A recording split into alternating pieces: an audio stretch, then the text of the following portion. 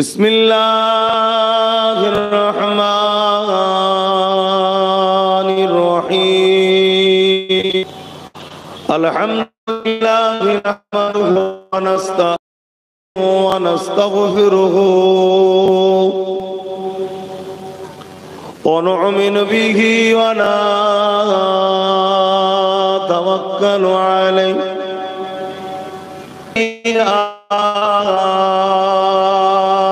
अमालिना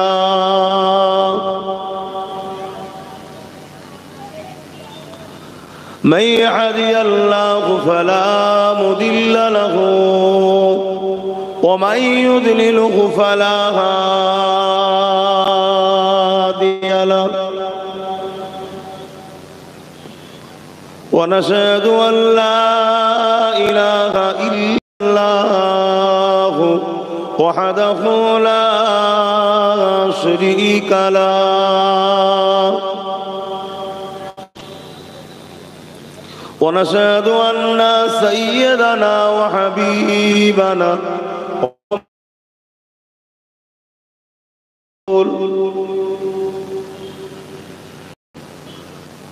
अम्मा बाद फया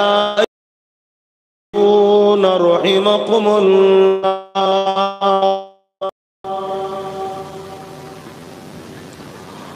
क़ाल अल्लाहु तआला फ़ी कलामिल मजीद वल फ़ुरक़ानिल हमीद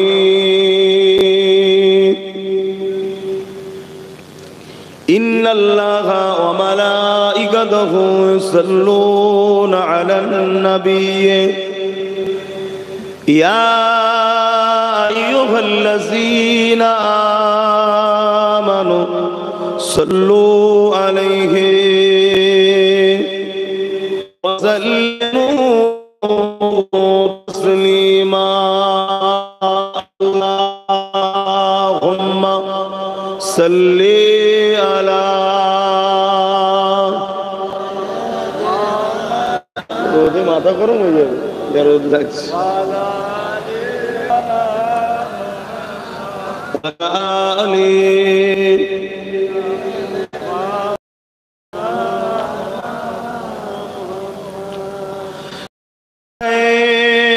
महशर में लब्बाई लब्बाई जहाँ ने पुकारा मुहम्मद सदा गए महशर में लब्बाई लब्बाई जहाँ उम्मतों ने पुकारा मुहम्मद हमें जानो दिल से प्यारा मुहम्मद के गमों है हमारा मुहम्मद अल्लाहुम्मा सल्ली अला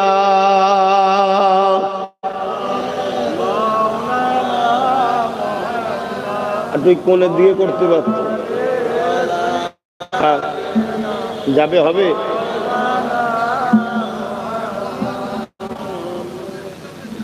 হ্যাঁ যদি স্টেজ আটুরি কোণের দিকে করতো গাছের ছায়াটা যতই ঠান্ডা পড়ুক যারা ওয়াজ করবে একটু পরেই তাদের শরীর গরম হয়ে যাবে একটা আল্লাহ রসুলের কথা বলার একটা পাওয়ার আছে একটু সাইড হয়ে যায় দরুদ শরীফ পড়ে আল্লাহুম্মা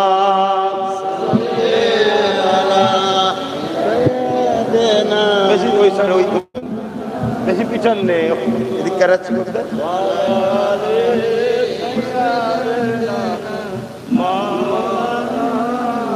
হ্যাঁ এবার ঠিক আছে এবার ছায়া লাগে বাস কালেমা লা ইলাহা ইল্লাল্লাহ, লা ইলাহা, মাইকটা ওইদিকে ঘোরান তো, বক্সটা ঘুরিয়ে দেন ওইদিকে। হাসবি রব্বি জাল্লাল্লাহ মা ফি কলবি খায়রুল্লাহ, নূর মুহাম্মদ সাল্লাল্লাহ হক লা ইলাহা, লা ইলাহা ইল্লাল্লাহ, লা ইলাহা,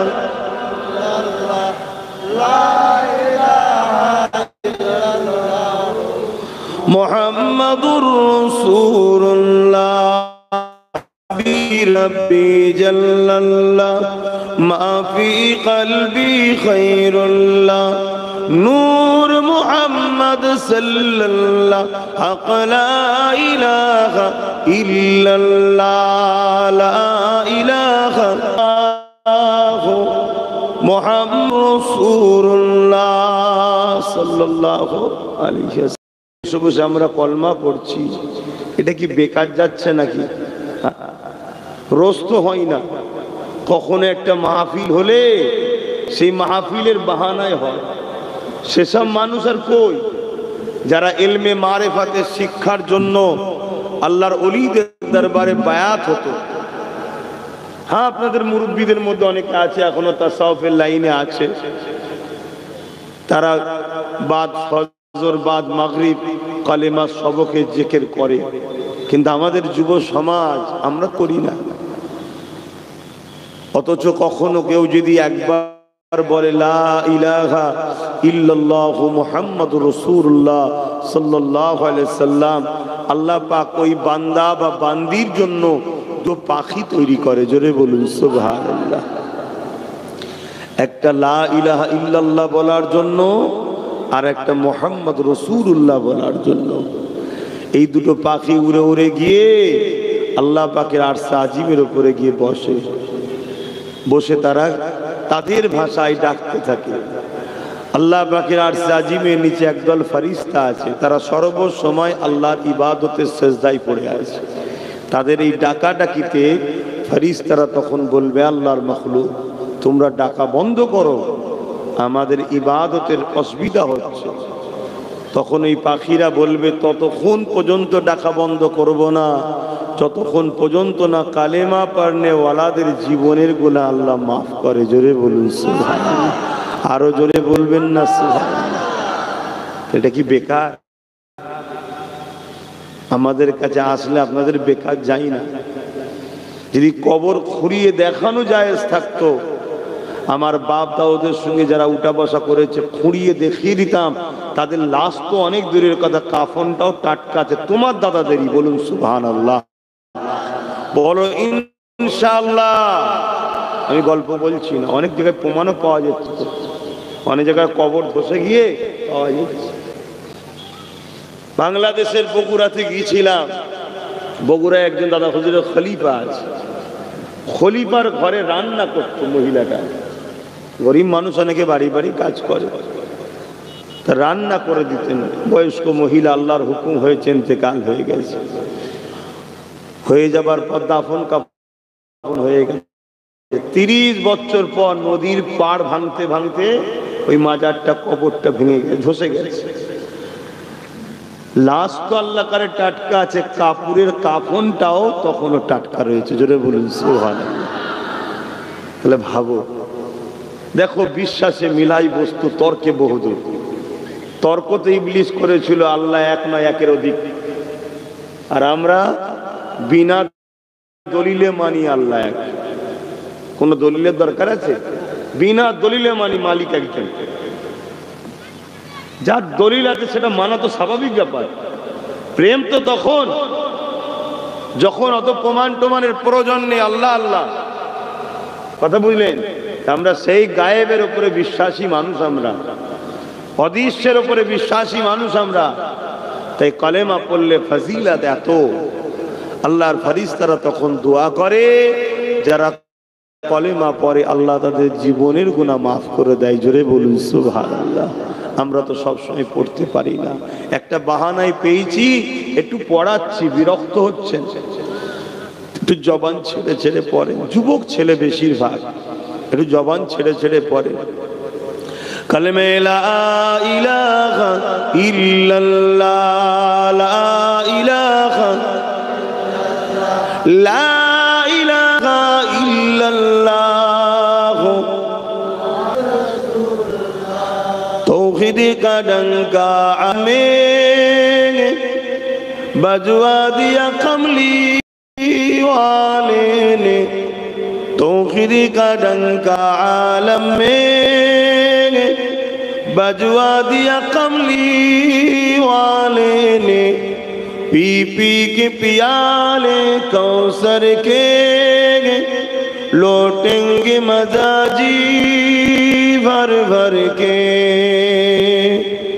इन्ना आतैना कल कौसर फरमा दिया कमली वाले ने।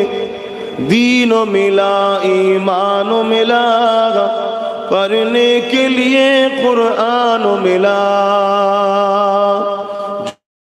जो कुछ देने का था सब कुछ दिलवा दिया कमली वाले ने। बोलो ला इलाहा इल्लल्लाह, ला इलाहा,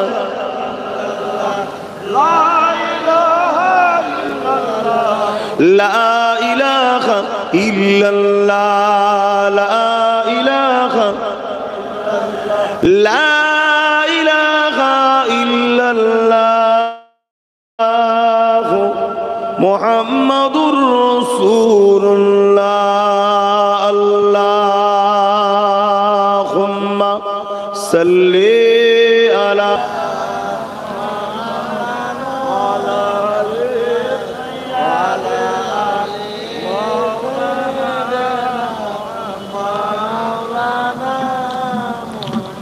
وقال الله تعالى في كلام المجيد والفرقان الحميد قل إن كنتم تحبون الله فاتبعوني يحببكم الله ويغفر لكم ذنوبكم والله غفور رحيم। আমার আব্বা জানেরা, আমার পর্দানিশিনা আম্মা জানেরা, বোনেরা, আমার নওজোয়ান তরুণেরা, যুবকেরা, ছোট ছোট বাচ্চারা, ওলামা হযরত, হাফেজে কোরআন, নামাজি, মুত্তাকি, পরহেজগার, জাকিরিন, আল্লাহর বান্দা বান্দিরা, এ দুনিয়া আমাদের কারো জন্য চিরস্থায়ী নয়। আজ আছি কাল নাই, আজ আছেন কাল থাকবেন না। এই পৃথিবীটা হলো আমাদের জন্য একটা পরীক্ষার জায়গা।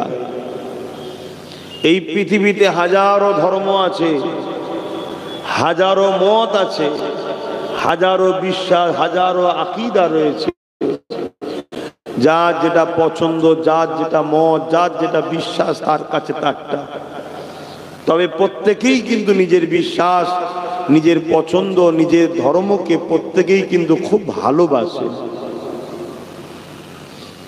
আমাদেরকে আল্লাহ পাক বড় সৌভাগ্যবান করেছেন।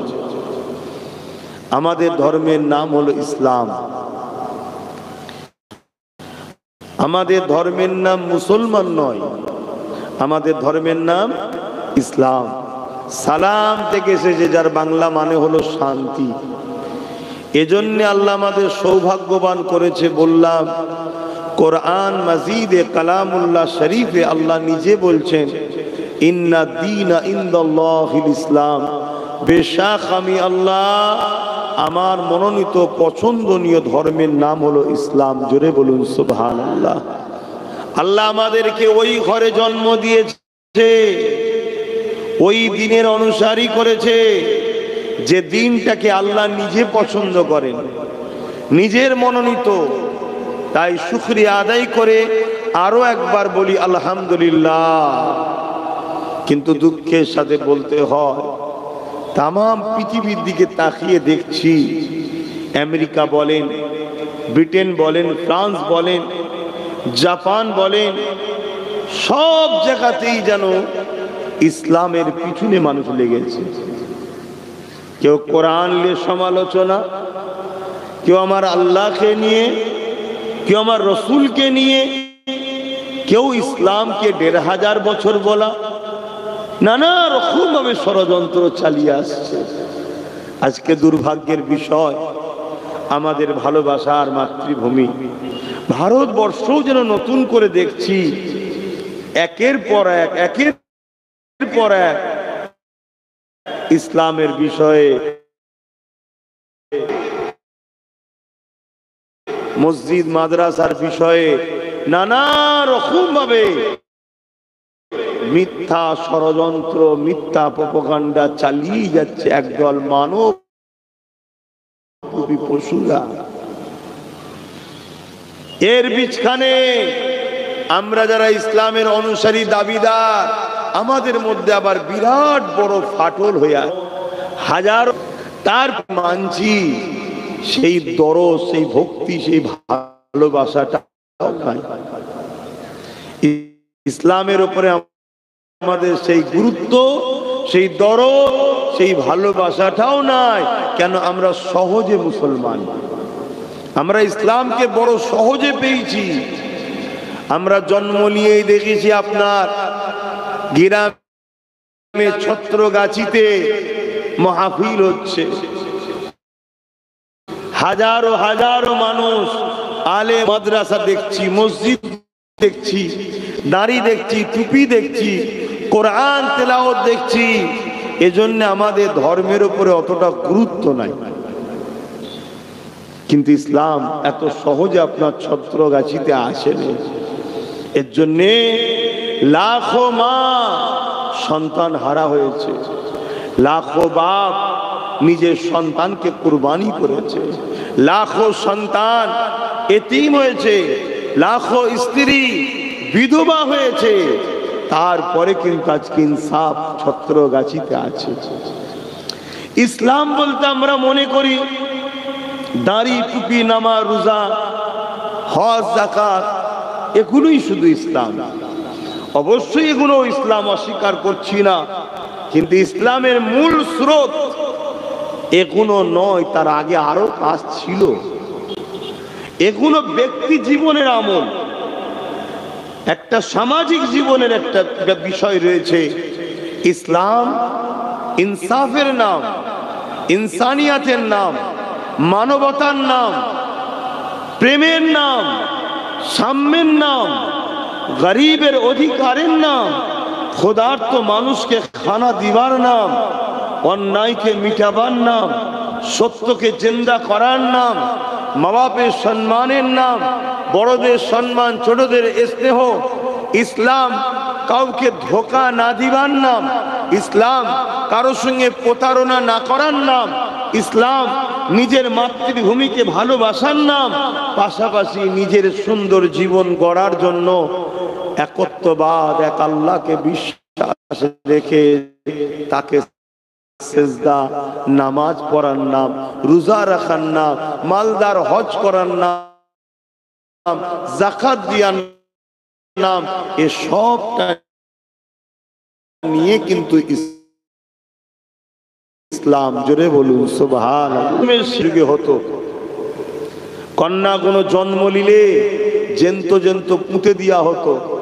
আমাদের মা গুলো তো জন্ম নিচ্ছে, পুঁতে নেই। আমাদের মায়েরা জন্ম লিবার পরে বাপেরা কোলে তুলে বলেছে আমার মা হয়েছে, চোখে মুখে চুমা দিচ্ছে, বুকে করে ধরে রেখে। সেই দিন আমাদেরকে দেখতে হয়নি, তবে আগামী দিন দেখতে হয়তো হতে পারে। যেভাবে আমাদের গাফলতি যাচ্ছে, কেন আজকে পৃথিবী জুড়ে অন্যান্য জায়গাতে খবর পাওয়া যাচ্ছে কন্যা সন্তান হলে হত্যা করে দিচ্ছে। ডাক্তারখানায় গিয়ে পেটের ছবি করছে, করে যখন ডাক্তারের থেকে জানতে পারছে যে সন্তানটা কন্যা আছে, তাকে বিভিন্নভাবে অস করে অপারেশন করে মেরে দেওয়া হচ্ছে। আমাদের মা বোনেরা সেই কষ্ট পায়নি। তবে আমার মা বোনেদের উচিত সন্তানদের ঘরে ছোটবেলা থেকে ইসলামের প্রেম, ইসলামের ভক্তি, ইসলামের ভালোবাসা শিক্ষা দেওয়া দরকার। যদি আমাদের সেই শিক্ষা থাকতো, সে দরদ থাকতো, অতি সত্য কথা বলছি, তাহলে মানুষ এই মোটরসাইকেলে বসে বসে অশুনত না। দেখুন পাড়ে দাঁড়িয়ে রয়েছে, মনে হচ্ছে আমাদের মুসলামের ধর্মের লোক। বলুন খেলা হচ্ছে কিছু দুর্বল। আমি জানি আমার বলাতে ওদের কিচ্ছু যায় আসবে না, আল্লাহ মোহর মেরে দেয়, তারা হিদায়েত হয় না। কিন্তু আপনারা যাতে আগামী দিন এরকম না হন, তাই জন্য শিক্ষা দিচ্ছি। মনে রাখবেন, ইসলাম কখনো সংখ্যার দিকে তাকায়নি। হযরতে ফারুক খ্রিস্টান বাদশাহ, খুব মন দিয়ে শুনবেন ইসলাম কি। এক খ্রিস্টান বাদশাহ খ্রিস্টান ধর্ম ত্যাগ করে দিয়ে ইসলাম কবুল করেছে। খুশির খবর না খারাপ খবর? জোরে বলেন, খুশির খবর। কিন্তু এই খ্রিস্টান বাদশাহ ইসলাম কবুল করার কিছুদিন পরেই, একেবারে কিছুদিন পরেই হজের সময় এসেছে, হজ করতে গেছে। হজ করতে যাওয়াতে আর এক গরিব মানুষের পা খ্রিস্টান বাদশাহ ওই এহরামে পড়েছে। এহরামে পড়েছে, পড়াতে খ্রিস্টান বাদশাহ একটা অহংকার রয়েছে রে বাবা। ইসলাম অহংকারকে মিটাবার নাম, অহংকার করার নাম ইসলাম নয়। অহংকারকে মিটাবার নাম ইসলাম। যে আমি ওই ঘাসে বসবো, আমি ওই চটে বসবো না, এর নাম ইসলাম না। তো ওই খ্রিস্টান বাদশাহ ওই গরিব মানুষ যে তার এহরামে পা দিয়ে ফেলেছে বেখিয়ালে, ভুল করে, তাকে এক চড় মেরেছে টেনে। এই বিচার হযরত ওমর ফারুকের কাছে আসলো। হযরত ওমর ফারুক যখন বিচার এসেছে, ওই খ্রিস্টান বাদশাকে কাঠগড়ায় দাঁড় করাচ্ছে। বাদশাহ বলছে, আমাকে তো বাদশাহ, আমাকে কমসে কম একটুখানি আলাদাভাবে বসতে দেন। হযরতে ফারুক আজম বলছে, এটা অন্য কোনো জায়গায় হয়, আসামিকে আসামি ভাবেই ইসলামে দেখা হয়, এখানে অন্য কোনো গুঞ্জাইশ নাই। দাঁড়াও। দাঁড়িয়েছে।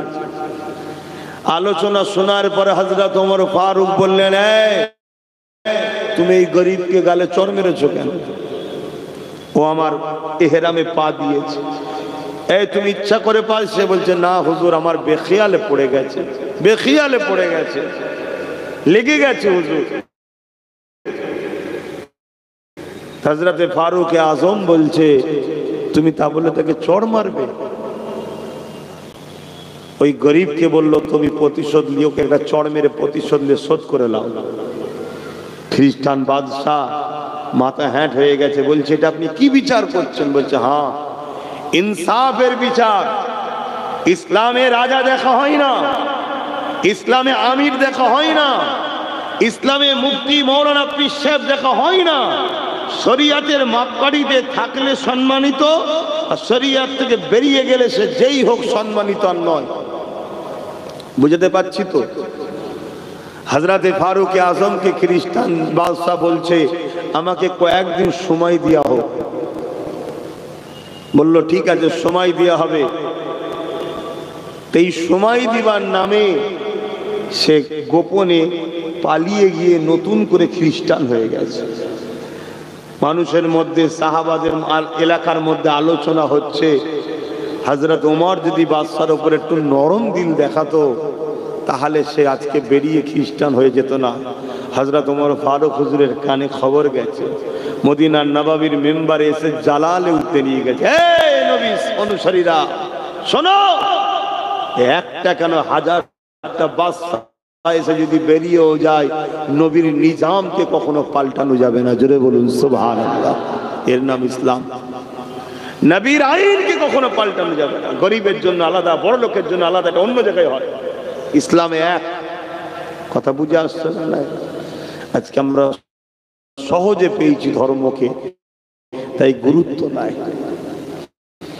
অথচ এই দিনটাকে আমাদের কাছে পৌঁছাতে গিয়ে আল্লাহ নবী, নূর নবী, দয়া নবী, নবী পাককেও কত কষ্ট করতে হয়েছে।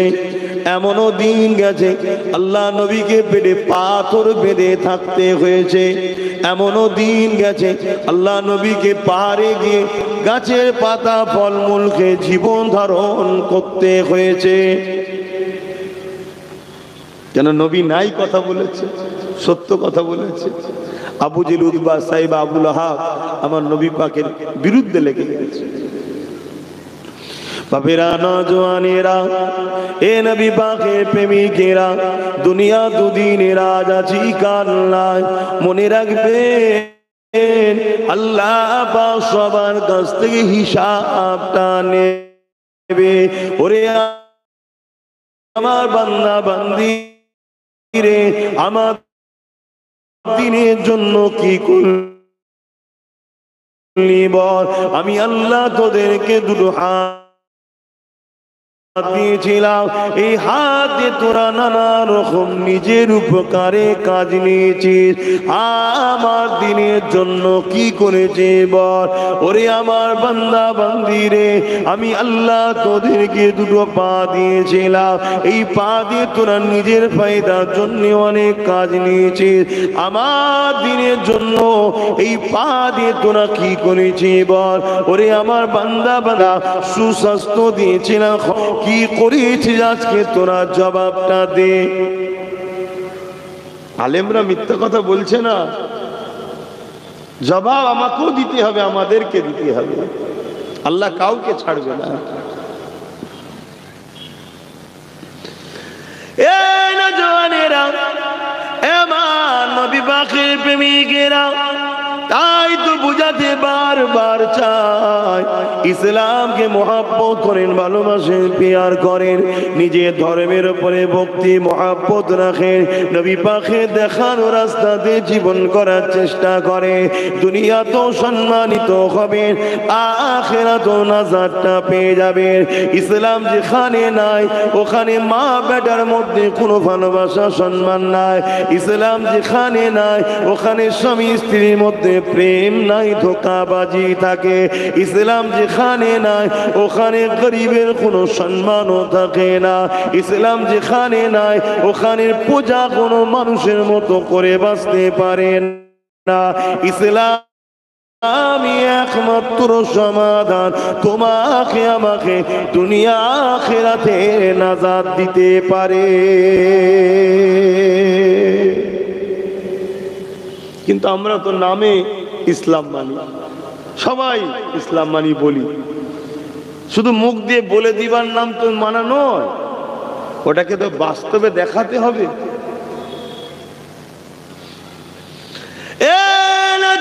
তরুণেরা, আল্লাহ কোরআনের মধ্যে জানিয়ে দিলেন, উদখুলু ফিস-সিলমি কাফা, তোমরা পরিপূর্ণভাবে ইসলামের মধ্যে আসো। যেভাবে সাহাবা হুজুর এসেছিলেন, সাহাবা হুজুর আমার নবী পাকের হাতে হাত দিয়ে যেভাবে ইসলামের মধ্যে এসেছিলেন, এ যুবকেরা, তরুণেরা, বাপেরা, আজ আমাদেরকে নামাজে পাওয়া যায় না, অথচ নামাজ না পড়লে আজ আলেম ওলামারা তোমাদেরকে বারবার বোঝায়, অথচ আমার নবী সাহাবারা নামাজের জন্য বড় দিবানা হয়ে থাকতো, অথচ নামাজ পড়তে গেলে তাদেরকে হাজারো বাধা দেয়া হতো।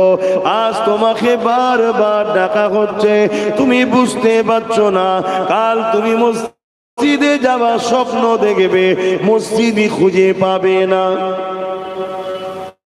বুঝছো তো নাকি? এটা কাদের গাফলতির জন্য হবে? আমাদের। যেমন আজকে মাহফিলে গাফলতি, মসজিদ গুলো গাফলতি হচ্ছে না, হয় না? কথা বলো, মসজিদ গুলো বিরান হচ্ছে না, হয় না? ওই গুটি কত মুরব্বী ছাড়া মসজিদে দেখা যায়? দেখা যায় না। আল্লাহ কেড়ে নেবে মসজিদ আমাদের থেকে, জালিম সরকারকে দিয়ে, জালিমদের দিয়ে কেড়ে নেবে। আমার আল্লাহ কোনো মসজিদের মুখাপেক্ষী নয়, শুনছো তো নাকি? হ্যাঁ, আল্লাহ তার ঠিক প্রতিশোধ যে জালিমরা করবে তার থেকে নেবে। কিন্তু তোমাকে আমাকে কতটা বেউজ্জতি করবে দেখো, তোমার চোখের সামনে তোমার ঘরে খোদার ঘরকে ধ্বংস করে দেবে, তুমি কিছু করতে পারছো না। এর থেকে বড় লজ্জা ও বেশরম কি আর হতে পারে? আমার কথা বুঝছেন? এই কথাটা বুঝতে গেলে ঈমান থাকা দরকার। ঈমান না থাকলে কথা বুঝতে পারবেন না। আবার বাপেরা, নওজোয়ান তরুণেরা, এ নবী পাকে প্রেমিকেরা, এ নওজোয়ানেরা, আজ থেকে 3-4 বছর আগে যা বলেছিলাম আজকে অক্ষরে অক্ষরে মিলে যেতে লেগেছে। আজ থেকে 3-4 বছর আগে বলেছিলাম এমন একটা দিন আসবে আপনি মসজিদে ঢুকতে যাবেন, আপনাকে কে 47 দিয়ে বাধা দেওয়া হবে। 3-4 বছর আগে বলেছিলাম একজন কেউ দাঁড়িয়ে গিয়ে কেস করে দেবে, কোর্ট ফাইনাল দেবে, যতক্ষণ না সমাধান হচ্ছে মসজিদে কেউ যাবে না, তালা মারা থাকবে। হচ্ছে না, হয় না? এর জন্য যারা এই কাজ করছে তারা দোষী না তার আগে আমরা দোষী? কেন সবাই মহল দেখে নিয়েছে যেখানে 2-5 জন আছে, মসজিদে যায় 2-5 জন। এদের যুব সমাজ মসজিদের উপর দরদ নাই, এদের যুব সমাজের দরদ গানে, যাত্রায়, ফাংশনে, সিনেমায়, থিয়েটারে, বেঈমান নেতাদের কাছে। অতএব গান বাড়াও, সিনেমা বাড়াও, যাত্রা বাড়াও, ফাংশন বাড়াও, মুসলিম মহল্লায় মহল্লায় ফাংশন দাও। তোমার গ্রাম থেকে 10টা ছেলেকে কিনে লিয়া হবে যে তোদের এলাকায় ফাংশন দিবি, যত খরচ সব আমার, এক্সট্রা তোদের 10 জনকে 2 লাখ কোটি টাকা দেবো। যাক 50 লাখ খরচ, 50 লাখ খরচ হোক, কিন্তু এই 50 লাখ খরচ করার পরে কি হবে? ঐতিহাসিক আদিনার মতো মসজিদ হাতছাড়া হবে। কথা মাথায় ঢুকছে না? ঢোকে না? আমি গত 3 বছর আগে গিয়েছিলাম আর গত 2 বছর গিয়েছিলাম, অনেক পার্থক্য দেখেছি। অনেক জায়গায় দেখেছি বিভিন্ন ছবি আঁকা হয়ে গেছে। গত 4-5 বছর আগে গিয়েছিলাম ছবি ছিল না, এখন দেখছি কি ছবি আঁকা। কেন? পাহারাদারও ওদের, সব ওদের, গোপনে আঁকা হচ্ছে। কালকে এসে বলবে এই তো আমাদের। এর জন্য দোষ কারা? বলেন বলেন, কাদের দোষ? আমি একটা জিনিস বুঝাতে চাই, এদের জন্য দোষী কারা? আমরা। আমাদের গাফলতির জন্যই তো হচ্ছে। আমাদের যুব সমাজ যদি আবাদ রাখতো, আমাদের যুব সমাজে যদি জাকাত থাকতো, তাহলে কেউ কথা বলতে পারতো না, আজকে অপমান হতো। তাহলে আমাদের জন্য যদি খোদার ঘর অপমান হয়, তাহলে খোদা কি আমাদের শান্তিতে রাখবে? কথা বলছে না তো। তাই আমরা চোখের সামনে দেখছি একটা 80 বছরের মুরব্বী বাপের দাড়ি ধরে কাঁচি দিয়ে কাটছে আর গালে চড় মারছে, বলছে এই স্লোগানটাতে। দেখছেন না? দেখেন না? হ্যাঁ, আপনি ভাববেন ওটা তো আমার বাপ নয়, ওটা তোমার বাপ না হতে পারে, মুসলমান তো। অতএব তোমার যদি ঈমান থাকতো, তুমি মাটি ফেটে দাও, আমি ঢুকে যাই, এটা মনে করতে যে হাই রে এই জিনিস দেখতে হচ্ছে। এর চেয়ে বড় অসভ্যতা লজ্জার কি আছে যে আমার বাপ সমতুল্য মুরব্বীর গালে চর খেতে হচ্ছে আর দাড়িটাকে কেটে দিচ্ছে, আমরা কিছু করতে পারছি না। এটা হচ্ছে অপমানিত করে আমাদেরকে বেউজ্জতি করা হচ্ছে। আমার অজ বুঝছেন না? বোঝেন না? বাপ তো আমার বাপ তো নয়, কালকে তোমার বাপের সঙ্গে হবে না এমন ভাবছো কেন? আজকে কারো বাপের সঙ্গে হয়েছে, সেটা তোমার বাপ লাগছে না, ঠিক আছে, কালকে তোমার বাপের সঙ্গে হবে না, কি মানে আছে? মুসলমান ঘরের ছেলে মেয়েরা, তরুণেরা, এ নবী পাকে প্রেমিকেরা, ভুল আমাকে বুঝবেন না। আল্লাহ নবী বড় কষ্ট করে দিন ইসলামটা দিয়ে গেছে, আমাদের উপরে দায়িত্বটা কিয়ামত পর্যন্ত রয়েছে। আমরা যদি সেই নবী দিনকে নিয়ে তামাশা বানাই, আল্লাহ অবশ্যই আমাদেরকে বেউজ্জতির মরণ দেবে এবং পরকালে আল্লাহ পাক আযাবে জাহান্নামটা দিয়ে দেবে। এ আমাদের দায়িত্ব রয়েছে। দুনিয়া জমিনে যাব, সংসার সংসারকে দেখতে হবে, দুনিয়া জমিনে যেমন হালাল ইনকাম করতে হবে, দুনিয়াদারি করতে হবে, তার পাশাপাশি মনে রাখবে এই কাজগুলোকে ধর্ম অনুযায়ী করতে হবে এবং নিজে ধর্মের উপরে ভক্তি ভালোবাসা রাখতে হবে। এর মানে এটা নয় অন্য কারো ধর্মের উপরে তুমি আঘাত দেবে না। ইসলাম কাউকে আঘাত দিতে শেখাই না, আমরা দিইনি, কখনো দিয়েছি নাকি?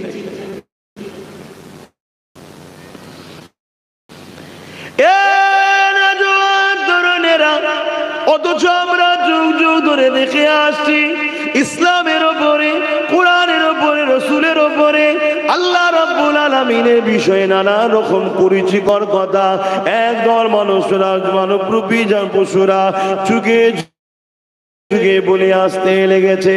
মনে রাখবে এতে আমার আল্লাহ পাকের কোনো অসুবিধে না, আমার রাসূলুল্লাহ কোনো অসুবিধে না। কোরআন এমন একটা কিতাব যেটা আছে মিটাবার কোনো ক্ষমতা না, এতে কোরআনেরও কোনো অসুবিধে না, এতে আমার ইসলামেরও কোনো অসুবিধে না। মনে রাখবেন তোমার আমার প্রেমের ইজহারটা তাহলে কি হলো? আল্লাহ নবী যখন দুনিয়া থেকে চলে গেলেন, এই সময় একটা ব্যক্তি বেরিয়েছিল মুসাইলামাতুল কাজ্জাব। সে আমার নবী পাকের খাতমে নবুয়াতের বিরোধী করে এমন করে সে দাবি করেছিল আমি শেষ নবী। সে নিজেকে নবী দাবি করেছিল। হযরত আবু বকর সিদ্দিক তখন খলিফাতুল মুসলিমিন ছিলেন। তিনি সাহাবা হুজুরদেরকে নিয়ে মিটিং এ বসে গেলেন। ওই মিটিং এ আলোচনা করতে লাগলো। হযরত আবু বকর সিদ্দিক জিজ্ঞাসা করতে লাগলো, হে আমার নবীর অনুচরেরা, সাহাবারা, বলো তো দেখি খাতমে নবুয়তের বিরোধী করে মুসাইলামাতুল কাজ্জাব নিজেকে নবী দাবি করেছে। বিদেশি শক্তির ইসলামের দুশমন যারা, তারা মুসাইলামাতুল কাজ্জাবকে সাপোর্ট করছে, তাকে অর্থ দিয়েছে, সৈন্য দিয়েছে, অস্ত্র দিয়েছে, তাকে ক্ষমতা সুযোগ দিয়েছে। তাই সে ক্ষমতার জোরে নিজেকে নবী দাবি করেছে। এর বিষয়ে আমাদের কি করা দরকার? মাইকের আওয়াজে বুঝতে পারছেন? ইসলামের উপরে ঝড় যুগে যুগে এসেছে, কিন্তু মনে রাখবেন আমার আল্লাহ তিনি ইসলামের, এটা তিনার পছন্দনীয় ধর্ম। আল্লাহ নবী সাহাবারা বললেন, ভাই আবু বকর সিদ্দিক, আপনি তো খলিফাতুল মুসলিমিন, আপনি যেটা করবেন সেটাই আমরা মেনে নেব, আপনি যেটা ফয়সালা দেবেন।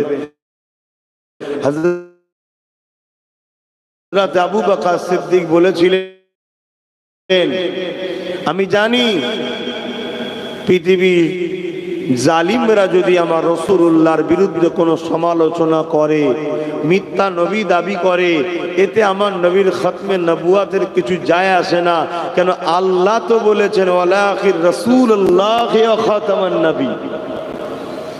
কিন্তু করা দরকার। তাই আমি আবু বকর মন স্থির করেছি মুসাইলামাতুল কাজ্জাবকে বুঝাবো, যদি না ও বোঝে খাতমে নবুয়াতের শান মর্যাদার উপরে কালিমা দেবার চক্রান্ত করার জন্য মুসাইলামাতুল কাজ্জাবের বিরুদ্ধে আমি আবু বকর সংগ্রাম করব, লড়াই করব। জোরে বলুন সুবহানাল্লাহ, আরো জোরে বলুন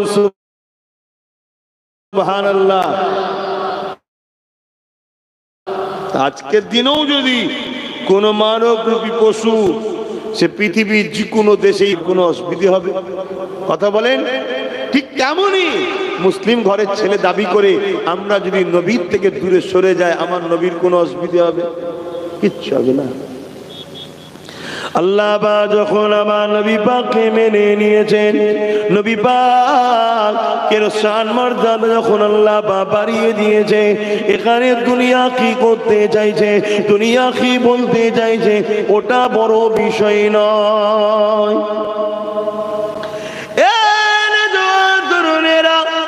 আল্লাহ নবী যখন দিনের প্রচার করতে লেগেছে, মক্কা মানুষেরা আমার নবী পাকের কথা মানতেছে না, অথচ আমার নবী পাকের সঙ্গে খারাপ ব্যবহার করতে লেগেছে। ঠিক এমনই সময় আমার নবী পাক ঘরে হুজরায় বসে কাঁদতে লেগেছে। আহারে জমিনে মানুষ আল্লাহকে মানতেছে না। এই সময় আমার আল্লাহ বা আওয়াজ দিয়ে বলেছেন, এ আমার হাবিব, দুনিয়া মানুষ আপনাকে মানুক চাই না মানো, আমি আল্লাহ আপনাকে নবী বলে মেনে নিয়েছি। এ আমার হাবিব, দুনিয়ার মানুষ যদি আমাকে না মানে এতে আমি আল্লাহ আমার কোনো ক্ষতি হবে না। দুনিয়ার মানুষ যদি আমাকে না মানে এতে আমি, দুনিয়ার মানুষ যদি আমার নাফরমানি করে আমার আল্লাহ পাকের রাজত্বের কোনো ক্ষতি হবে না। আমার হাবিব, আমি জানতে চাই আপনি কি আমাকে আল্লাহ বলে মেনে নিয়েছেন? আমার লা ইলাহা ইল্লাল্লাহ, আল্লাহ আমি মুহাম্মদ রাসূলুল্লাহ, আপনাকে ছাড়া অন্য কোন ইলাহকে মানি না, অর্থাৎ কোন ইলাহা নাই, যিনি আছেন আল্লাহ, আপনি, আপনাকে আল্লাহ বলে মেনে নিয়েছি।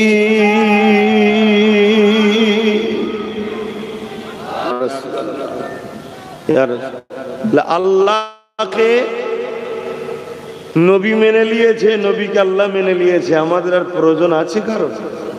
কথা বলেন। এখন আমরা যদি কপাল ওয়ালা হতে চাই, আল্লাহ ও রসুলকে মেনে নিতে হবে, আর মানার মতো মানতে হবে, মুখে দরদ দিলে হবে না। মুসাইলামাতুল কাজ্জাব খাতমে নবুয়াতের বিরুদ্ধে গিয়ে নবী দাবি করেছে, এতে আমার নবী আল্লাহ আল্লাহ, কিন্তু আবু বকর সিদ্দিক কি বললেন? আমরা যে ভালোবাসি বলি, ভালোবাসার ইজহার দেওয়া দরকার আছে না না, প্রমাণ দেওয়ার দরকার আছে না না। হযরত আবু বকর সিদ্দিক জন্য আল্লাহ নবী সাহাবাদের মধ্যে দেখে 10,000 যুবক সাহাবা হুজুরকে ঠিক করলেন। এ নওজওয়ানেরা 10,000 যুবক সাহাবা হুজুরকে নিয়ে হযরত আবু বকর সিদ্দিক মুসাইলামাতুল কাজ্জাবকে বুঝাবার জন্য যেতে লেগেছে। যদি বলেন সাথে 10,000 কেন নিয়ে যাচ্ছে? আরে মুসাইলামাতুল কাজ্জাব 90,000 সৈন্য দিয়ে সর্বসময় নিজের সিকিউরিটি বানিয়ে রেখে দিয়েছে। 90,000 একটা দুটো নয়, বিদেশি অর্থ দিচ্ছে, বিদেশি শর্ত দিচ্ছে, বিদেশি অর্থ দিচ্ছে, বিদেশি অস্ত্র দিতে লেগেছে। কেননা তারা আমার নবী পাকের দুশমন, যারা তারা চাই মুসাইলামাতুল কাজ্জাবের দ্বারা মিথ্যা নবী দাবি করে আমার নবীর উম্মতের মধ্যে বিভ্রান্ত তৈরি করে দেব। এ যুবকেরা, তরুণেরা, বাবেরা, হযরত আবু বকর সিদ্দিক এই 10,000 যুবক সাহাবাদের নিয়ে মুসাইলামাতুল কাজ্জাবের দিকে রওনা দিল। মুসাইলামাতুল কাজ্জাবের কাছে গিয়ে হযরত আবু বকর সিদ্দিক তাকে বুঝাতে লাগলো, কুরআন যেখানে গাওয়া দিয়েছে ওয়ালাকির রাসূলুল্লাহ ওয়া খাতামান নবী, নবী যখন সেই নবী, কেন তুমি উম্মতের মধ্যে বিভ্রান্তি ছড়াও? কেন তুমি ফিতনা লাগাতে লেগেছো? আবু বকর সিদ্দিক এইভাবে বুঝাতে লেগেছে, কিন্তু মুসাইলামাতুল কাজ্জাব আবু বকর সিদ্দিকের কথার দিকে কর্ণ দেয়নি। সে দেখতে লেগেছে আবু বকরের দিকে 10,000 রয়েছে আর আমার দিকে 90,000 রয়েছে। এই সুযোগটাকে কাজে লাগিয়ে আবু বকর সিদ্দিক সহ 10,000 নবী সাহাবাকে কতল করতে হবে। শুনছেন? ওকে গেছে বুঝাতে যাতে পরিবর্তন হয়, ওরও কপাল ভালো হবে, সমাজের মধ্যে বিভ্রান্তি, ঝগড়া ফাসাদ বন্ধ হবে।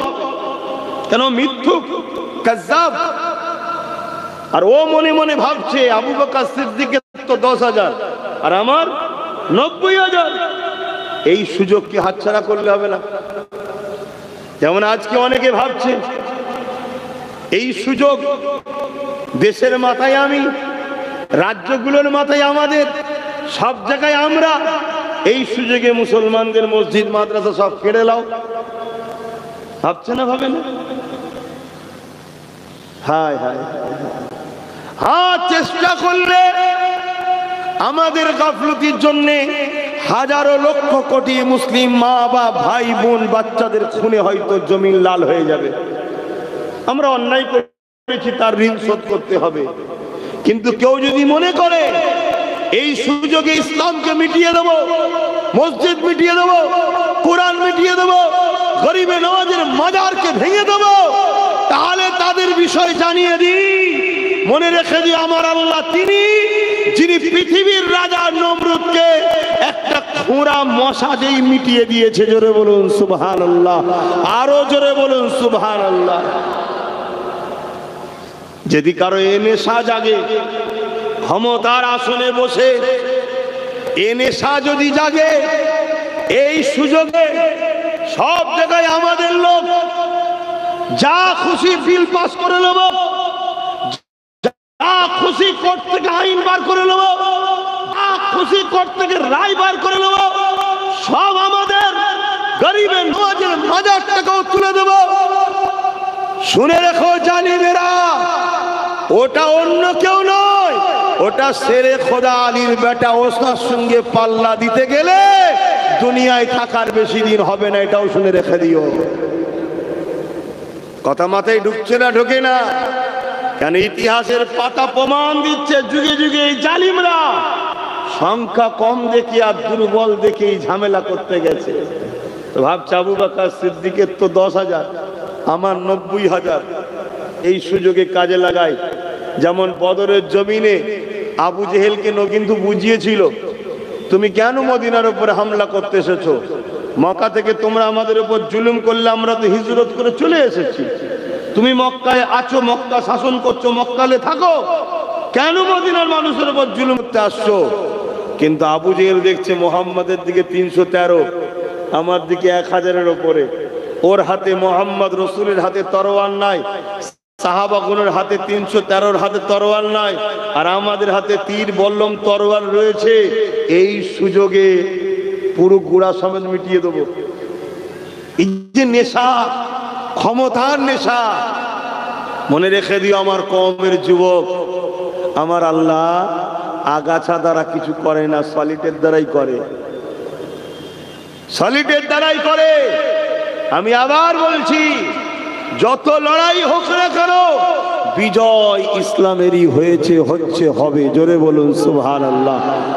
কিন্তু হ্যাঁ, আমি এটাও স্বীকার করছি, আমাদের গাফলতির জন্য আমাদের যুব সমাজের লাখো কোটি যুবককে মৃত্যুবরণ করতে হবে, লাখো কোটি মা বোনের ইজ্জত চলে যাবে, লাখো কোটি বাচ্চাদের খুনেতে জমিন লাল হয়ে যাবে। এর জন্য আমরা দোষী। আমাদের না ধর্মের উপরে টান, না আল্লাহর মহব্বত, না নবীর প্রেম, না দ্বীন ইসলামের আখলাক আমাদের আছে। এজন্য আল্লাহ আমরা হবে, কিন্তু ইসলামের উপরে আল্লাহ সাহায্য আছে। ঠিক গুটি কতক সলিড যখন হয়ে যাবে, ওই সলিডের দ্বারাই আল্লাহ আবার ইসলামকে আগিয়ে নিয়ে যাবে। জোরে বলুন সুবহানাল্লাহ। সমীক্ষা বলছে 1945-এ ইউরোপ দুনিয়া, 1945-এ ইউরোপ দুনিয়া ইসলামের হাতে চলে আসবে। জোরে বলুন সুবহানাল্লাহ। কি বুঝছেন? আমার ঘরের ছেলে ইসলাম থেকে বেরিয়ে যাচ্ছে, আর যাদের ঘরে ইসলামের জন্ম নয় তাদের ঘরের ছেলে ইসলামে আসছে। আমার আল্লাহ তার কোরআন, তার হাবিব, তার দ্বীনকে কার উপরে রাখবে তিনি ভালো জানে। তোমায় দিয়েছে, তুমি গুরুত্ব দিওনি, কেড়ে নিয়ে অন্য ঘরের ছেলেকে কলমা পড়িয়ে তার হাতে তুলে দেবে। শুনছো আমার যুবকরা? যদি নিয়ামত রাখতে পারো তো রাখো, তোমার হাতে থাকবে। যদি না রাখো, ওই ইউরোপ দুনিয়ায় তৈরি হচ্ছে লাখো কোটি যুবক যুবতীরা সব ইসলাম কবুল করছে। দেখো না আমার ভারতবর্ষে এই মাসের 6 তারিখে বাবরি মসজিদে যে প্রথম আঘাত দিয়েছিল, তাকেই আল্লাহ কলেমা পড়িয়েছে, তার দ্বারা 100-র উপরে মসজিদ আল্লাহ করিয়ে দিয়েছে। কথা বুঝছে? অতএব আল্লাহ যে নিয়ামত দিয়েছে, এই নিয়ামতকে ধরো। এত গাফলতি ভালো নয়, এত গাফলতি, এত উদাসীন ভালো নয়। বলে যাওয়ার ডিউটি আছে বলছি, না বললে আল্লাহ তো আমাকেও ধরবে। তুই বললি না কেন? তাই বলে যাচ্ছি। আজকে কিছু মানুষ ক্ষমতা জোরে গরিবে নামাজের মাজারকে নিয়ে ষড়যন্ত্র শুরু করেছে। খবর আছে না? যুবকেরা শুনে রেখে দাও, গরিবে নামাজ কে তোমরা জানো? গরিবে নামাজ তো তিনি যিনি হলেন আতায়ে রাসূল। হিন্দুস্তান কিন্তু আমার নবী পাক গরিবে নামাজকে দান করেছে। যতদিন হিন্দুস্তান থাকবে ততদিন গরিবে নামাজ থাকবে, যতদিন গরিবে নামাজ থাকবে ততদিন হিন্দুস্তান থাকবে। কেন গরিবে নামাজকে হিন্দুস্তান আমার রাসূলুল্লাহ দান করেছে, আতা করেছে, দিয়ে দিয়েছে।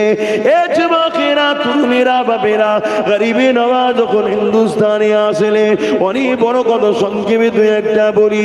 একটা জায়গায় যেখানে গরিবে নামাজ বসলে, ওই আনা সাগরের পাশে গরিবে নামাজ বসলে, ওই জায়গায় বসার পরে আজানটা দিলে, আজানের পর নামাজ হয়ে গেল। এলাকার মানুষের অবাক হয়ে শুনতে লেগেছে, ইনারা আবার কারা? কেননা ভারতের জমিনে এই আজান কখনো মানুষ শোনেনি, ওই এলাকার মানুষেরা তখন দেখেনি। এ যুবকেরা, তরুণীরা, বাপেরা, সন্ধ্যা যখন আগিয়ে আসতে লেগেছে, রাজা সৈন্য সামন্তরেরা, রাজার লোকেরা এমন করে উট ঘোড়াকে নিয়ে এসে যে জায়গায় গরিবে নামাজ বসেছিল ওই জায়গাতে উট ঘোড়া বাঁধার জায়গা। গরিবে নামাজকে এসে বলতে লাগলো, এই জায়গাতে রাজার উট ঘোড়া বাঁধার জায়গা, আপনারা অন্য কোনো জায়গায় যান, এই জায়গাতে রাজার উট বসবে, এই জায়গা থেকে আপনারা সরে যান। এ যুবকেরা, তরুণেরা, আমার গরিবে নামাজ বলল, বাবা অনেক জায়গা রয়েছে যেখানে খুশি বাঁধো না বাবা, এই জায়গাটাই কেন বাঁধতে হবে? কিন্তু তারা এক গুয়ারি করতে লাগলো, না এই জায়গাতেই বসবে, তোমরা অন্য কোনো জায়গায় চলে যাও। আমার গরিবে নামাজ ডাক দিলে, বাবা বাহাউদ্দিন চলো বাবা, বাবা কুতুবুদ্দিন চলো বাবা, এখানে রাজার ঘোড়া যখন বসবে ওই ঘোড়াটা আগমন করে, রাজার উট যখন বসবে ওই উটই তখন বসে যাক। এ যুবকেরা, তরুণেরা, উট তো বসে গেল। পরের দিন আবার চারায় নিয়ে যাবার জন্যে, এমন করে খাস বিভিন্ন জায়গায় চড়াবার জন্যে, নিয়ে যাবার জন্য যারা উটের দায়িত্ব ছিল তারা যখন উঠাতে লেগেছে, ওই উটকে আর উঠাতে পারছে না, হাজারো আঘাত করছে, উঠাতে পারছে না।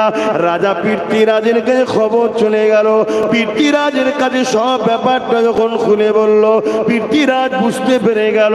ওই সময় পৃথ্বীরাজ খাত লিখে দিল, আমার গরিবে নওয়াজের কাছে পাঠিয়ে দিল যে অবালা পশুগুলো খেতে পাবে না।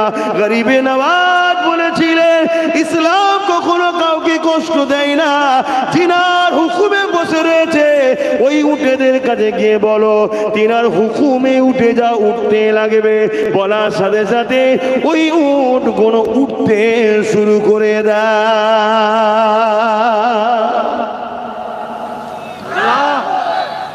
আল্লাহ, যে গরিবে নওয়াজের 850 বছর আগে বসানো উঠকে উঠাতে পারে না, আজকে সেই গরিবে নওয়াজের মাজারের মার্বেল তোলা স্বপ্ন দেখছে একদল মানবরূপী পশুরা। শুনছেন তো নাকি? হ্যাঁ, সময় থাকতে থাকতে উচিত হবে ওদের ক্ষমা চেয়ে যাওয়া গরিবে নওয়াজের দরবারে। আর না হয় জাহান্নাম ইন্তজারে রয়েছে। আগ যখন ধরবে, আগুন যখন পাকড়াও করবে, রেহায়াত থাকবে না।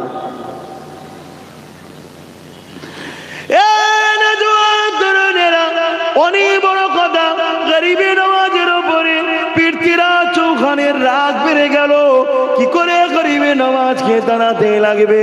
পৃথ্বীরাজ চৌহানের আম্মা যখন দুনিয়া থেকে চলে যান, তিনি তখন একটা ছেলেকে ওসিয়াত করে গিয়েছিল, বাবা তোকে একটা ভবিষ্যৎবাণী করে যাচ্ছি, বাবা তোর রাজত্ব চলাকালীন একজন মুসলিম ব্যক্তি তোর রাজত্বের মধ্যে আসবে, যে বড় সৃষ্টিকর্তার পেয়ারা হবে।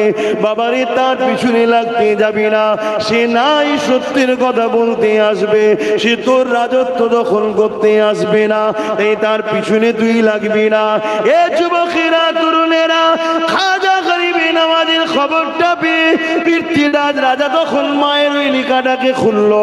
মায়ের লিখাটা খুলে যখন দেখতে লাগলো, মা বলতে লেগেছে, বাবা তোর রাজত্ব চলাকালে একজন মুসলমান আসবে বাবা, যে তোর রাজত্ব নিতে আসবে না, সে মানুষকে ইনসাফ দিতে আসবে, মানুষের অধিকার ফিরিয়ে দিতে আসবে, গরিবদের মুক্ত করতে আসবে, কৃতদাস প্রথা বন্ধ করতে আসবে, উঁচু নিচুর ভেদাভেদ বন্ধ করতে আসবে। তার পিছনে লাগবি না বাবা। অহংকার রাজা রাজত্বের গরমে পড়ে যখন এই লিখাটা দেখলো, ওই লিখাটা মায়ের লিখা না মেনে নিয়ে সে মনে মনে বলতে লাগলো, আমার মা যখন এই লিখাটা লিখেছিল বা ওসিয়াত করেছিল, তখন আমার মায়ের বয়স ছিল 90 বছর। মাথা ঠিক ছিল না মায়ের, বয়স হয়েছে, মায়ের ঠিক ছিল না। যদি মেনে নিত ধ্বংস হতো। ক্ষমতার অন্ধকার, ক্ষমতার যুগ। তরুণেরা, আল্লাহর ওলি সুলতানে গিনাতায়ে রাসূল গরিবে নওয়াজ খাজা মুঈনুদ্দিন আজমিরি সঞ্জানি হুজুর এমন করে আনাসাগরের পাশে উযু করে নামাজ পড়তেন। হুজুরের কথা একটু বলছি, অসুবিধা হচ্ছে নাকি? কেন আপনারা খবর পেয়েছেন তো হুজুরের মাজার নিয়ে বিয়ে করতে চাইছে? খবর পেয়েছেন তো নাকি? এটা কাদের দোষ বলবেন তো? আমাদের দোষ, অবশ্যই আমাদের দোষ। আমাদের গাফলতির জন্যই সব হচ্ছে, অন্য কিচ্ছু না।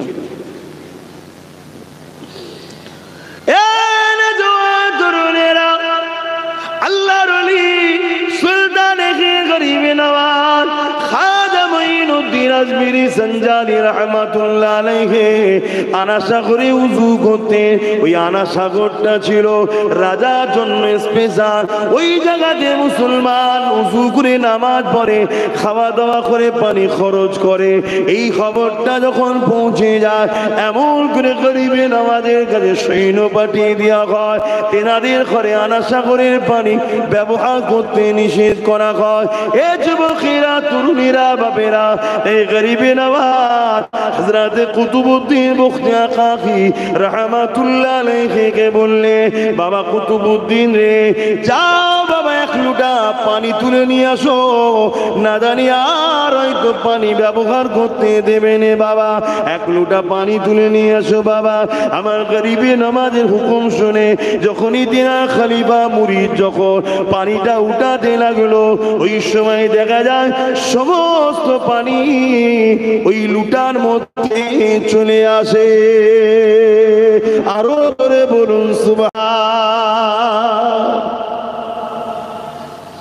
হাদিস পাকের মধ্যে আছে, আল্লাহর ওলিরা দুনিয়া থেকে চলে যাওয়ার পর 70 গুণ পাওয়ার বেড়ে যায়। দুনিয়ায় থাকা অবস্থায় যদি গরিবে নওয়াজ এটা দেখায়, চলে যাওয়ার পর পাওয়ার কত বাড়ে? 70 গুণ।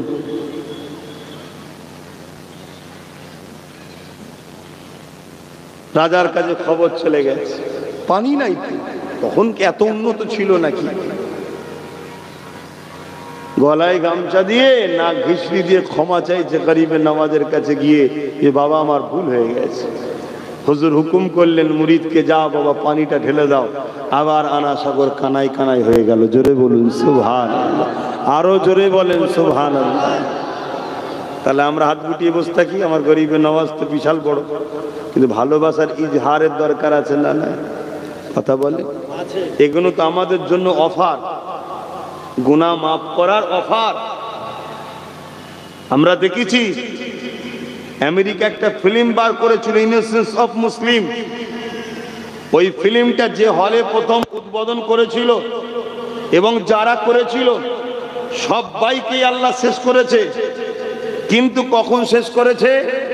যখন দুনিয়ায় প্রচার হয়ে গেছে, সব জায়গায় আন্দোলন, মিছিল, প্রতিবাদ হয়েছে, তারপরে। আমার প্রশ্ন এটাই, আরে আমার আল্লাহ তো সেই সিনেমা হলকেও ধ্বংস করলো। যারা ফিল্ম করেছিল জালিয়াতির নামে, তাদের ফাঁসি হলো, সব হলো। তো এটা তো প্রথমে করে দিতে পারতেন আল্লাহ। আরে প্রথম যদি করে দিত, কঠিন নবীর গোলামরা চলতে গিয়ে পাপ করেছিল, অন্যায় করেছিল, কিন্তু রাসূলুল্লাহর এই অপমানকে সহ্য না করতে পেরে রাজপথে নেমে মিছিল করেছিল। এর বিনিময়ে আল্লাহ তাদের গুনাহকে মাফ করেছে। জোরে বলুন সুবহানাল্লাহ। এই অফারটা, এই সুযোগটা পেত। কথা কিছু বুঝছেন না, বোঝেন না?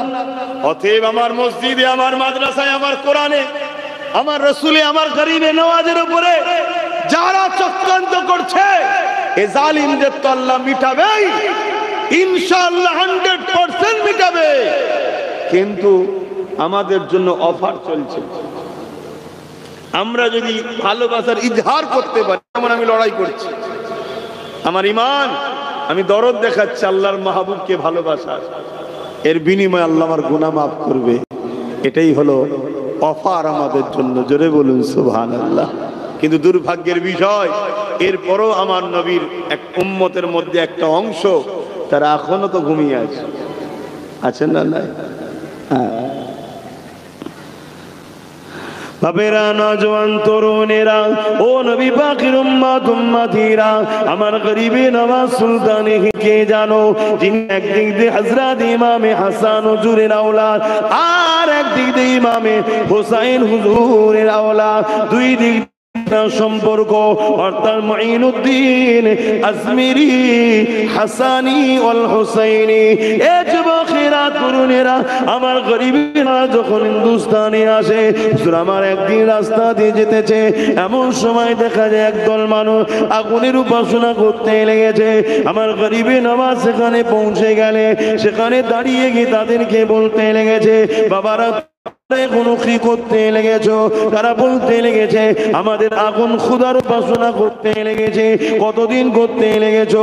তারা বলতে লেগেছে 40 বছর ধরে করতে লেগেছে। এ নওজওয়ানেরা, গরিবে নওয়াজ বললেন, তাহলে 40 বছর ধরে যখন তোমাদের বিশ্বাস আগুন খুদার পূজা করতে লেগেছো, তাহলে নিশ্চয়ই হাত দিলে পোড়াবে না। তোমরা কেউ একজন হাত দিয়ে দেখাও। তারা বলতে লেগেছে, আগুন তো পুড়িয়ে দেবে।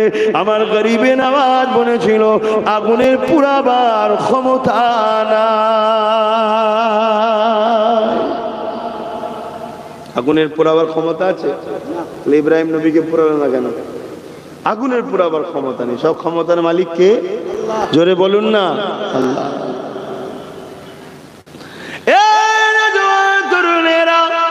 তাদের মধ্যে থেকে একজন বলল, তাহলে আপনি হাত দিয়ে দেখান। আমার গরিবে নওয়াজ বলল, আমি তো আগুন দেবতার কোনোদিন উপাসনা করিনি। তোমরা যা খোদা বলে মানো, তার কখনো উপাসনা তো আমি করি না। আমি তিনার উপাসনা করি, যিনি হলেন একমাত্র মালিক আল্লাহ, তিনার উপাসনা করি। এ যুবকেরা, যখন তোমরা বলছো এই কথা বলে নিয়ে গরিবে নওয়াজ, তাদের একটা শিশু সন্তান ওই জায়গায় ছিল, ওই বাচ্চাটাকে নিয়ে আমার গরিবে নওয়াজ আগুনের মধ্যে চলে যায়।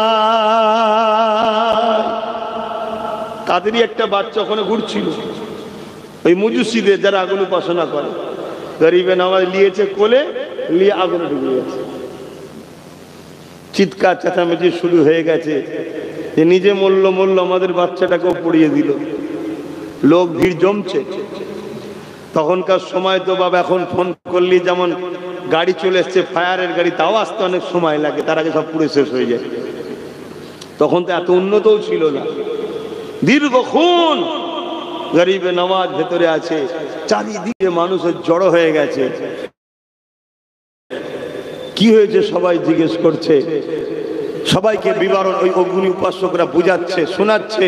আর ঠিক এমনই সময় আহা সুলতানে হিন্দ বাচ্চাটাকে সাথে করে নিয়ে কাপড় ঝাড়তে ঝাড়তে আগুন থেকে বাহির হচ্ছে। জোরে বলুন সুবহানাল্লাহ। আরো জোরে বলবেন না সুবহানাল্লাহ? নারে দিবা। আহা, একটা বিষয় খেয়াল করে দেখেছেন? একটা বিষয়, একটা মুশরিকের বাচ্চা গরিবে নওয়াজের কোলে। গরিবে নওয়াজ নাই আল্লাহর ওলি, নবীর খানদানের সন্তান, তিনি নাই পুরল না। কিন্তু মুশরিকের বাচ্চা, সে পড়ে না কেন? কার বাচ্চা বড় কথা নয়, আল্লাহর বন্ধুর কোলে আছে, এটাই আল্লাহ পাক পছন্দ করেছে। জোরে বলুন সুবহানাল্লাহ। আমার বন্ধুর কোলে যে থাকবে তাকে আমি পুড়িয়ে দিই? হায় হায় হায় হায়, আজ আমাদের যুবকরা কাদের কোলে দুলছো? কেন্দ্র সরকার তো বলছে ওয়াকফ বিল করে সব নিয়ে নেবে, খবর পেয়েছো তো নাকি? কি হবে? তোমাদের মালদা অনেক সম্পদ আছে, ওয়াকফের মালদায় অনেক সম্পদ আছে, তার মধ্যে যে মোদী মসজিদের কথা বললাম ওটাও তো ওয়াকফ, সব নিয়ে নেবে। কি হবে এবারে? দোলো। আমরা তো বললে শুনবে না, যাদের কোলে দুলছ দোলো। এবার কি হবে? কখনো খেয়াল করে দেখেছো যে ওয়াকফ সম্পত্তি কেন লিখতে চাইছে? সংশোধনের নামে ওয়াকফ বিল তৈরি করে সম্পূর্ণকে কবজা করতে চাইছে কেন? কোনোদিনই তো মুসলমানের হাতে ওয়াকফ ছিল না, ছিল নাকি? ৭৭ বছর ধরে ওয়াকফকে তো সবাই দখল করে খেয়েছে, ইনিও তো 10 বছর ধরে খাচ্ছে, তো হঠাৎ করে আবার লিকালিকি করে নিতে চাইছে কেন? কখনো খেয়াল করে দেখেছে? তা দেখার সময় নেই। হায় হায়, কবে জাগবেন? কবে ঘুম ভাঙবে? যেদিন কিয়ামতের সুর ফুঁকা হবে সেদিন নাকি? এই বাচ্চাগুলোকে কি দিয়ে যাচ্ছেন আপনারা? এই বাচ্চাগুলোকে কি দিয়ে যাচ্ছে? হায় হায়, আল্লাহ আল্লাহ যদি খাস রহমত করে তবে হিন্দুস্তানের মুসলমান তোমরা আগামী দিন বাঁচবে। মনে রেখে দিও, ইসলামকে নিয়ে চিন্তা করো না, ইসলাম থাকবে, ইসলামই তো থাকবে। নতুন প্রজন্ম তৈরি করে দেবে, যারা ইসলামের দুশ্মন তাদের ঘরের ছেলেরা কলমা পড়বে ইসলামের জন্য, আল্লাহ তৈরি করে দেবে। জানো না হযরত ওমর ফারুক বলেছিল 39 থেকে 40 হতে দেবো না, আল্লাহ ওমর ফারুককে 40 করে দিয়েছিল। জোরে বলুন সুবহানাল্লাহ। তোমার আল্লাহ তাদের মধ্যে থেকে তৈরি করে দেবে, কিন্তু তোমার আমার বেঁচে থাকা কিন্তু বড় বিপদ হয়ে গেছে। বললেই তো অনেকে আবার ভাববে যে হুজুরের ছেলে সব কেন বলবে। তা লাও, আমি তো 1.5 বছর আগে বলে গেছি এমন একটা দিন আসছে তোদের অস্তিত্ব বাঁচাতে পারবি না। ওয়াকফ হলো তোমাদের অস্তিত্ব, ওয়াকফ তোমাদের পেহচান। ভারতবর্ষে যে হাজার হাজার বছর মুসলমান আছে, এই পেহচান হলো ওয়াকফ। মনে রেখে দেবে, তোমার ওই আধার কার্ড, ভোটার কার্ড, এসব পেহচান কতদিনের? কিন্তু কেরলে একটা মসজিদ আছে 1400 বছর বয়স, ওটা তোমার প্রমাণ করছে 1400 বছর থেকে ভারতবর্ষে মুসলমান আছে। গুজরাটে একটা মসজিদ আছে 1300 বছর বয়স, প্রমাণ দিচ্ছে 1300 বছর ধরে ভারতে মুসলমান আছে। এই ভারতবর্ষের হাজার হাজার বছরের কবরস্থান, হাজার হাজার বছরের মসজিদ, হাজার হাজার বছরের মাদ্রাসা প্রমাণ দিচ্ছে হাজার হাজার বছর ধরে মুসলমান আছে। ওগুলোকে সব কবজা করে নীরবে সাইলেন্ট ভাবে সব ধ্বংস করে দিয়ে বড় বড় কর্পোরেশনদের হাতে তুলে দেওয়া হবে, আর প্রমাণ দিতে পারবে না হাজার বছর তোমরা এদেশে আছো। তোমাদের মালদার মুসলমানদের পরিচয় কি? তোমাদের মালদায় মুসলমান কতদিন ধরে আছে? কিছু কম বেশি 350, 400, 500 বছরের মসজিদ প্রমাণ দিচ্ছে মালদায় মুসলমান 350, 400 বছর ধরে আছে। কিন্তু কালকে ওটাকে কবজা করা হবে, এখনো কবজায় আছে, কিন্তু লিখে লাইনে কালকে লিখিত হবে, লিয়া হবে। লিখে লিবার পর তোমার আর থাকবে না ওয়াকফ, আর বলতে পারবে না। ওয়াকফ থাকবে না তো বলবে কি করে? ওটাকে নিয়ে তখন প্রমোটিং হয়ে যাবে, কোটি কোটি টাকায় বড় বড় কোম্পানিকে বিক্রি করে দেওয়া হবে, দিয়ে এবার তোমায় বলা হবে তুমি যে ভারতীয় প্রমাণ দাও। আমার কথা অনেকের হাসি লাগতে পারে যে হুজুর মনে হচ্ছে ভুল ভাল বকছে। হ্যাঁ বা ভুলই বকছি, অপেক্ষা করো না 2 বছর। আমি তো 3 বছর বলেছিলাম, এই ডিসেম্বর চলে গেলে 1 বছর হবে, আর 2 বছর 1 মাস অপেক্ষা করো। যদি বেঁচে থাকি আল্লাহ দেখাই দেখবো, তোমরা বেঁচে থাকো দেখবে। আমি বলেছিলাম চোখ দিয়ে পানি নয়, চোখ দিয়ে রক্ত বেরোবে। দেখা যাক না, দেখা যাক হয় কি হয় না। অনেক বুঝিয়েছিলাম, অনেক বলেছিলাম, আমাদের যুব সমাজ 500 টাকায় বিক্রি, 200 টাকায় বিক্রি, 1000 টাকায় বিক্রি, বিরিয়ানিতে বিক্রি। কথা বুঝে আসছে না? যদি বলা হতো চ 150 কোটি টাকার রোজ দেওয়া হবে, বাপ রে বাপ, তখন দেখতে ধুলো আর ধুলো। ভুল বলছি নাকি? তা লাও না, তোমাকে 150 এমনি দিয়েছে নাকি? এই রিসেন্ট কোন জায়গার নাম বলবো না, যে কোনো একটা লোক তার রেসিডেন্সিয়াল সার্টিফিকেট পঞ্চায়েতের কাছে চাইতে গেছে, প্রমাণ আমার কাছে রয়েছে, সার্টিফিকেট চাইতে গেছে, বলেছে 1000 টাকা লাগবে। আরে আমি সার্টিফিকেট চাইবো, 1000 টাকা কি খবর? প্রশাসনের কাছে খবর চলে গেছে, প্রশাসন এসেছে, ডাইরেক্ট প্রধান বলছে হ্যাঁ আমি বলি 1000 টাকা লাগবে। কেন কেন? ও তো তোমারই দল করে। বলছে না আমার দল করে না। না আমি সাপোর্ট করেছি। না করে না, 500 টাকা দিয়েছিলাম তাই দিয়েছিল। শুনছেন না শোনেন? 500 টাকা দিয়েছিলাম তাই আমাকে সাপোর্ট করেছে। অতএব 500 টাকা দিয়েছে, আমায় সাপোর্ট করেছে। আজকে ওর আমার থেকে কিছু প্রয়োজন, 1000 টাকা দিতে হবে। লাও না। খুব আব্বাস সিদ্দিকী নিয়ে কত সমালোচনা, কত কি কথা। আমার ঘরের লোকেরা, বাইরের লোকেরা সবাই মিলে আমার পিছনে লেগেছিল। আল্লাহ আমাকে এখন দিন দিয়েছে একটু দেখা, তারপরেও কিন্তু আমি লড়ছি এখনো। সোশ্যাল মিডিয়ায় দেখো কি দেখি না, শুধু লড়ছি এই গুণের জন্য, এই বাচ্চা গুণের জন্য। কেন? আমাদের পাওনা মিটানো দরকার আছে, আমাদের একবার সাইজ হওয়া দরকার আছে। যদি সহজে এ মেঘলা কেটে যায় না, কাল থেকে আর কাপড় তুলবে না, বলবো মেঘলা আবার চলে যাবে। একবার ভিজা দরকার আছে, তবে যে শুধরায়। বহুত ব্যথা নিয়ে বলছি, বহুত কষ্ট নিয়ে বলছি। তুমি জানো তোমার আমার পশ্চিম বাংলায়, তোমার আমার পশ্চিম বাংলায় নামের আগে লিখতে হয় কোন কাস্ট, লিখতে হয় তো নাকি? তুমি আমি কোন কাস্টের বলুন, কোন ধর্মের বলুন? একটা ছেলে বলছে মুসলিম, কোন ধর্মের? ইসলাম। কিন্তু আজকে সেটাকে তুলে দিয়ে, খোঁজাও না বাপ, তুলে দিয়ে করা হয়েছে মুসলমান। তার মানে কি? নীরবে ইসলামকে ভোলানো হচ্ছে, নীরবে ভুলিয়ে দেওয়া হচ্ছে। তুমি জানো তোমার আমার পশ্চিম বাংলায় কোরআনের সিলেবাসকে বন্ধ করে দেওয়া হয়েছে মাদ্রাসায়। মার্কশিটে কোরআনের একটা পয়েন্ট থাকতো, যেমন অঙ্ক, ভূগোল, বিজ্ঞান, এত নম্বর এত নম্বর, ঠিক কোরআন বলে একটা লেখা থাকতো, তাতে নম্বর কত পেত লেখা হতো। ওই পাঠটাকেই তুলে দিয়েছে। কে তুলেছে? আমি, আমার ভাই। লাও না বাবা, আব্বাস সিদ্দিকী কোন খারাপ? লাও, অপেক্ষা করো, খোদা ছেড়ে দেবে না। কেন? তোমার আমার সহযোগিতাতেই জালিমের পাওয়ার হয়েছে। অসুবিধা হচ্ছে, এখনো সময় আছে। তওবা করো, তওবা করো, আল্লাহর কাছে কাঁদো, ফিরে আসো, ফিরে আসো, এখনো সময় আছে। ওয়াকাফ কি জিনিস আমার কম বোঝে না। এই ওয়াকাফ কি জিনিস বোঝেন আপনারা সবাই?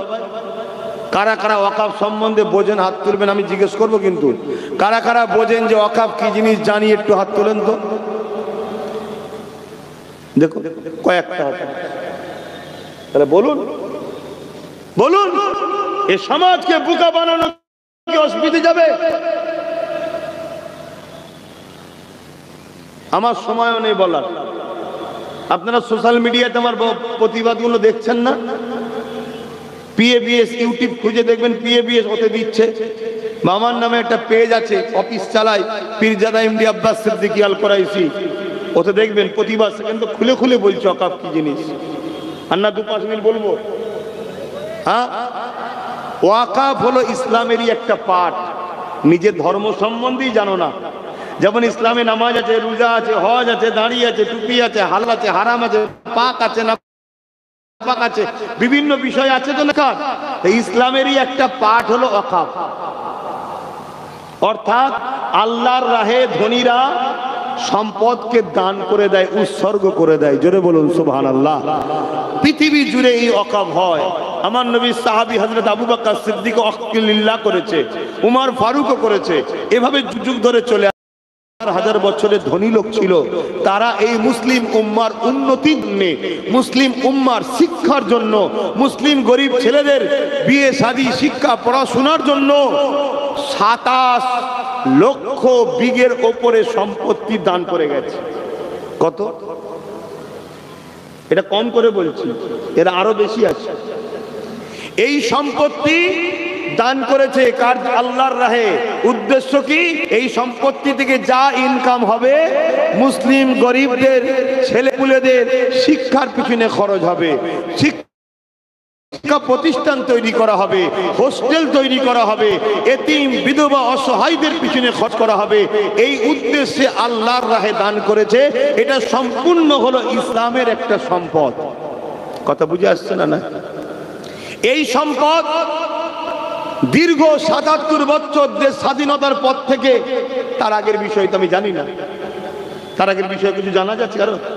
স্বাধীনতার পর থেকে দীর্ঘ ৭৭ বছর ধরে কম বেশি যে যখন যেখানে ক্ষমতা এসেছে সবাই মিলেই লুটে পুটে খেয়েছে। শুনছেন তো নাকি? এখন কারো গায়ে লাগলে তো হবে না, বাপ খেয়েছিস তো সহ্য করতে হবে না, লুটে পুটে খেয়েছে। কিন্তু একটা বিষয়, তারা একা খায়নি, কিছু মুসলিম নামধারী দালালদের ঘরেও ভাগ দিয়ে খেয়েছে। এখন শুনছেন তো নাকি? আমি দালাল বললাম, খারাপ লাগলো? আরে আমার গরিব মা বোন বাপ ভাইয়ের স্বপ্নকে ভেঙেছে। আজকে যদি এই অর্থ যদি প্রকৃত গরিব ছেলেদের পিছনে ব্যয় করা হতো, তাহলে এই ভারতবর্ষে একটা এপিজে আবুল কালাম কেন হাজার হাজার এপিজে আবুল কালাম হতো। আমাদের গরিব ঘরের ছেলেগুলো আইপিএস অফিসার হতো, জজ হতো, ডিএম হতো, বিডিও হতো। এই দেশ ও বাংলা অনেক তারাক্কি করে যেত। তারা আমাদের বাচ্চাদের ভবিষ্যৎকে চুরি করে খেয়েছে, ইসলামের সম্পদের টাকাকে ঝেড়ে খেয়েছে। আর আমাদের মধ্যে কিছু নামদারি বক্তা মুলি সাহেব ছদ্মবেশী, তারা যাতে না চিল্লায়, সমাজকে না জাগায়, তার জন্য তাদের কিছু ভাগ দেওয়া হতো। শুনছেন তো নাকি? এভাবে যুগ যুগ ধরে চলে আসছে। আমাদের উত্তর 24 পরগনায় একজন আল্লাহর ওলি আছে, যিনার নাম হচ্ছে হযরতে আব্বাস আলী গোরাচাঁদ রহমাতুল্লাহ আলাইহি। হাড়ুয়াই মাজার আছে, নাম শুনেছেন তো নাকি? ওনার সম্পত্তি ছিল 900 বিঘে। কত বিঘে? 900 বিঘে। সেই সম্পত্তিটা আজকের দিনে দাঁড়িয়ে আছে মাত্র 92 শতক। শুনছেন কি গো? শুনছেন না শোনেন না? না আপনাদের মনে হচ্ছে খেচ্ছে খাগ্গে যা কি সব শুনে কি করব মনে হচ্ছে তো নাকি? আমার ডাল ভাত কোনো রকম হলেই হয়ে গেল। হ্যাঁ বাপ, এই জমিনে রোজ কুকুরও খায়, এই জমিনে রোজ কুকুর খায়, কোনোদিন কুকুর শুকিয়ে থাকে না, খোঁজ নেবেন। এই জমিনে রোজ কুকুর খায়, যেমন করে হোক তার খাওয়া কিন্তু হয়। সে লাঠি খেয়ে হোক, ছিচি করে হোক, ঝাঁটার মার খেয়ে হোক, খাওয়া ঠিক কুকুরের হয়। তা আপনার খাওয়াটা আমার খাওয়াটা যদি কুকুরের মতো হয়ে যায়, ওই খাওয়াটা ভালো না ইজ্জতের রুটি খাওয়া ভালো? একটু ভাবতে হবে তো নাকি? আর যদি মনে হয় যে না বাবা ওই কুকুরের মতনই ঠিক আছে, তাহলে আব্বাস সিদ্দিকী বাপ ভুল করছে। কথা কি করা হয়ে গেল নাকি? কি গো ইসমাইল সাহেব, কথা কি করা হয়ে গেল? তাও যদি জাতি পরিবর্তন হয় তাও আলহামদুলিল্লাহ। জাতি যদি এরকম স্লো পরিবর্তন হয় তাও আলহামদুলিল্লাহ। অতএব বাপ আমার, ভাই আমার, বুঝুন, আজকে শুধু তোমার আমার ভবিষ্যৎ এখানে জড়িয়ে নাই। কালকে যখন তোমার মসজিদের এসে নোটিশ হয়ে যাবে এটা ওয়াকফ প্রপার্টি নয়, ভাঙো। কবরস্থানকে বলা হবে এটা ওয়াকফ প্রপার্টি নয়, তোলো। তোমার আমার বাপ দাদুর লাশের হাড়গুলোকে তোলা হবে। এমনও শুনে রেখে দাও, আগামী দিন তোমার আমার কবর দিবার জায়গা হবে না। কজন নিজের উঠোনে দেবে বা কজনের আছে কত বড় জায়গা? লাস্টে কি হবে? বলতে হবে পুড়িয়ে দাও। আগামী দিন সেই দিন আসছে। আজকের এই ওয়াজটা রেকর্ডিং হচ্ছে তো নাকি? হ্যাঁ, লিখে রাখবেন। আগামী দিন এটাও বলবে যে মুসলমানদের অত বড় জায়গা দখল করে রাখার কি দরকার, পুড়িয়ে দাও। আর তোমার গাফলতির জন্য তোমার মাকে লিজা হবে পুরানো। শোনো বন্ধু আমার কথা, গায়ে লাগলে কিচ্ছু করার নেই, আনবি না, আর আসলে আসবি না। যেমন প্রচুর লোক দূরে দূরে আছে, ডেকে ডেকে আসছে কি একটু দূরে সরে যাবে, মিটে যাবে। যা 10টা থেকে 10টা গেলে বকবো। কথা বুঝে আসছে না? না, হ্যাঁ, তার আমার জন্য কথা বলছি না, আমি তো আল্লাহ ও রসুলের জন্য কথা বলছি। কাল তোমার আমার গাফলতির জন্য তোমার আমার মাকে নিয়ে যাওয়া হবে পুরাতে। আর তোমার আমার মাকে পুরাতে নিয়ে যখন যাবে, পুরাতে গেলে তো ভয় লাগবে, তখন তার ভালো লোক সেখানে যাবে না। তখন যেই কাপড়টা লাগবে তোমার মায়ের 60 বছর ঢেকে রাখা ইজ্জতটা উলঙ্গ হয়ে যাবে, সবাই দেখবে। সেদিন তোমার হাসি ভালোভাবে বেরোবে, আমি দেখবে। আজকে যারা আমার কথাকে নিয়ে মনে করো যে বেকার বকছে, সেদিন বুঝবে কি হচ্ছে। কথা মাথায় ঢুকছে না? ঢোকেনি? হ্যাঁ। আর এটাও শুনে রেখে দাও, ৭৭ বছর ধরে তথাকথিত সেকুলার নামে যারা রয়েছে তারাও ঝেড়ে ঝেড়ে খেয়েছিল। ওই 900 বিঘেটাকে ঝেড়ে 92 শতক করেছে। কেন্দ্র সরকার বিল করে বলছে ওই 92 শতকটা আত্মরা নয়, এবার আমি খাবো। এটাই হচ্ছে সংশোধন। কথা মাথায় ঢুকছে না? ঢোকেনি? সবটা লোক এবারে, আর কাউকে দেবো না। এখন দেখবেন এর জন্য কিছু লোক আন্দোলন করতে নামবে নতুন করে। আবার এটাও বলে যাচ্ছে, কিছু লোক নতুন করে আন্দোলন করবে। কি হবে? ওয়াকফ বাঁচাতে হবে, ওয়াকফ বাঁচাতে হবে, ওয়াকফ দেওয়া যাবে না, লড়তে হবে। তাই নাকি? তুই চিল্লাচ্ছিস কেন ভাই? তুই তো নিজেই ওয়াকফ ঝেড়ে বসে আছিস। এই, তুই তো নিজে ওয়াকফ ঝেড়ে বসে আছিস, তুই চিল্লাচ্ছিস কেন? তুই তো এত বছর খেয়েছিস, তুই তো এত বছর খেয়েছিস, তুই চিল্লাচ্ছিস কেন? বলছে ও তো লিখে একা খাবে, আমি ভাগ পাবো না বলে চিল্লাচ্ছি। শুনছেন তো নাকি? হ্যাঁ। আর আব্বাস সিদ্দিকী চিল্লানোর পিছনে আলাদা কারণ আছে। আব্বাস সিদ্দিকী চিল্লাচ্ছে আল্লাহর দ্বীনের জন্য, পাশাপাশি আমার নবীর এই ছোট ছোট উম্মত গুলো যারা বড় হবে আগামী দিন, এরা কিচ্ছু পাবে না। এরা অন্ধকার দেখবে দুনিয়াকে। চোখের সামনে সবাই ঘুরে বেড়াবে গাড়ি বাড়ি টাকা পয়সা নিয়ে। আর আমার তোমার গাফলতির জন্য তোমার আমার ছেলেগুলো যদিও বেঁচে থাকে, ওই ম্যাথনের কাজ করার জন্য থাকবে, মুচির কাজ করার জন্য থাকবে, ঘরের দরওয়ানের কাজ করার জন্য থাকবে, এই সব কাজ করতে পারবে। আমার এই কথা কোনো কাকে কষ্ট লাগলো নাকি? কি গো আমার ভাইয়েরা, কষ্ট হলো নাকি? বলেন না, যারা মেম্বার আছেন, কষ্ট হলো? এজন্য দুটো কথা বললাম, বেশি সময় নিইনি, 10 মিনিট বললাম। অসুবিধে হলো? হ্যাঁ, কিছু মুনাফেকের অসুবিধে হবে। কেন? তারা এতদিন ধরে খেয়েছে। কথা বুঝে আসছে না? না, আজকে খাওয়া বন্ধ হয়ে যাবে। আর আব্বাস সিদ্দিকী বলছে আন্দোলন করো, কিন্তু এই মুনাফেকদের সাথে নয়, যারা বিগত দিন বিভিন্ন যারা ওয়াকফ লুটে খেয়েছে তাদের সঙ্গে মিশেছিল, তাদেরকে সাথে করে নিয়ে আন্দোলন নয়, আন্দোলন হবে মোমেনদের সাথে নিয়ে। ইনশাআল্লাহ বলুন, আল্লাহ কবুল করে বলুন আল্লাহুম্মা আমিন। এখনো সময় আছে, এখনো সময় আছে, এখনো সময় আছে। পরিবর্তন হও, পরিবর্তন হও। যেখানে আইন তৈরি হয় সেখানে আমাদের লোক থাকা দরকার, তবেই তো সংবিধান বিরোধী কথা হলে চিয়ার ছুঁড়ে মারবে। কেন 1947-এ ফাইসাল্লা হয়ে গেছে আমার দেশে। 47-এর পর থেকে এই দেশ স্বাধীন হয়েছে। 47-এ সেই দিন থেকে নিয়ে যেটা মসজিদ ছিল মসজিদ থাকবে, যেটা মাদ্রাসা ছিল মাদ্রাসা থাকবে, যেটা মন্দির ছিল মন্দির থাকবে, যেটা গুরুদুয়ার গুরুদুয়ার থাকবে, যেটা খ্রিস্টানদের চার্চই থাকবে। কোনো রকম সেটা নিয়ে পরিবর্তন করা যাবে না, তার বিরুদ্ধে কোনো সমালোচনা করা যাবে না।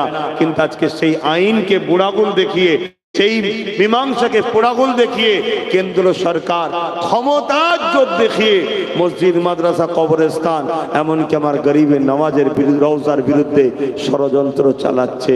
মনে রাখবেন, এরা জায়গা থেকে ফিরে না আসে, এদেরকে মিটাবার জন্য আমার আল্লাহ যথেষ্ট, কিন্তু আমাদের গাফলতির জন্য আমাদেরকেও কিন্তু আল্লাহ ছাড়বে না। কথা সংক্ষেপ করছি, এসেছি দুটো সালাম দেবো, সকলে একটু দিল খুলে উচ্চ আওয়াজে দাঁড়িয়ে দাঁড়িয়ে সালাম দেবেন। ইয়া নবী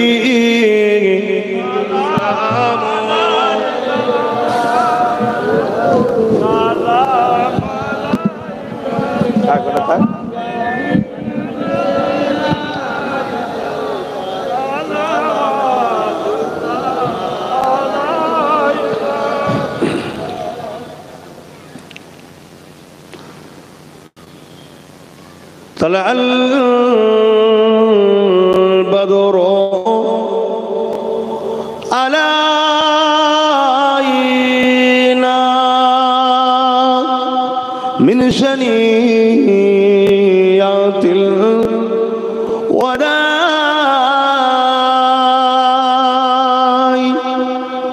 وجب الشكر علينا ما دغى لله أهداي يا نبي سلام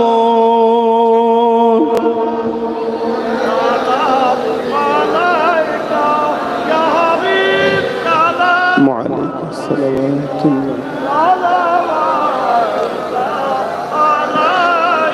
يا نبي نامو او پیارا یا رسول نامو پیارا عرش بر عقنے پکارا سچ پیغمبر ہمارا یا نبی سلام یا رسول سلام یا حبیب سلام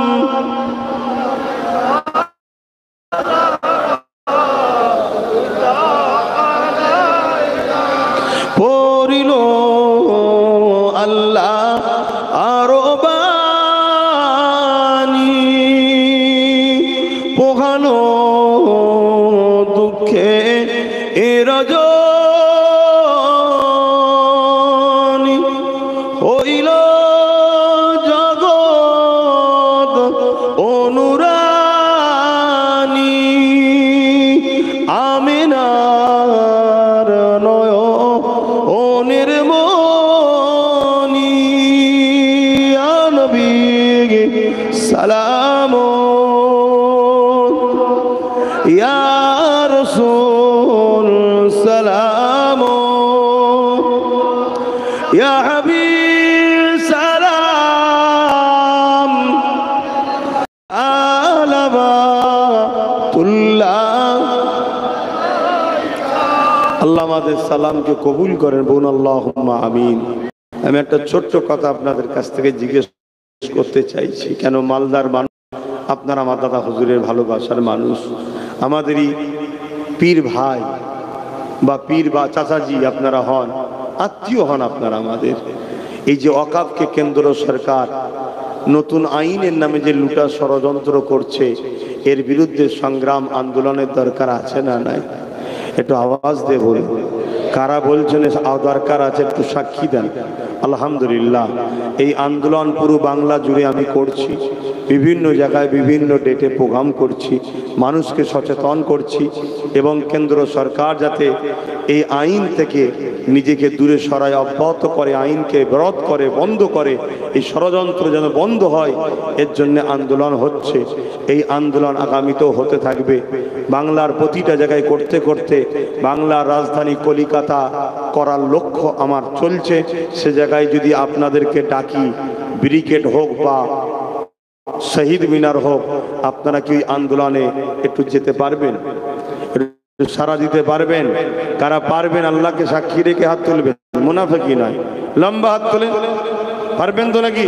এ ধোকা দিচ্ছে না তো? কেন আমি সব জায়গায় সাক্ষী নিচ্ছি, দেখছি।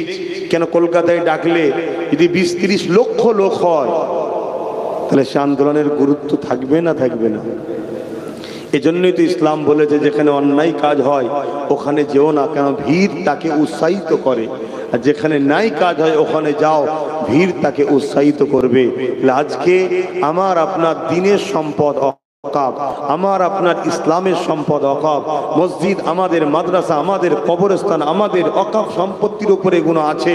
আজকে কলিকাতার বুকে হাজার হাজার বিঘে সম্পদ যেগুলো সব দখল হয়ে পড়ে আছে, অথচ মালদার ছেলে কলকাতায় গিয়ে পড়বে, হোস্টেলের অভাবে পড়তে পারছে না, বাড়ি ভাড়া নেবে, অর্থ নাই, অথচ সেই অকাপ টাকা থেকে যদি হোস্টেল করে দেওয়া যায়, ছেলেদেরকে ফ্রি থাকার ব্যবস্থা করা হয়, আমাদের ছেলেরা ভালো ভালো এডুকেটেড পার্সন হবে। এর জন্যই তো লড়াই করছি। এই লড়াইয়ে আগামী দিন পুরো বাংলা বুকে ঘুরে ঘুরে ঘুরে ঘুরে প্রোগ্রাম করে আমি সাক্ষী নিচ্ছি, আমার বাপ ভাইদের, মা বোনেদের যেতে হবে না, বাপ ভাইদের সাক্ষী নিচ্ছি কলিকাতায় ডাকার জন্য। কেননা যখন ডাকবো সেটা কমসে কম 20-30 লক্ষ তো লোক হওয়া দরকার, ঠিক তো নাকি গো? তাই আপনারা সাক্ষী দিচ্ছেন তো নাকি? এ হাত ভুল হবে না তো? আরো একবার সাক্ষী দেন, কলিকাতায় ডাক দিলে যাবেন আপনারা?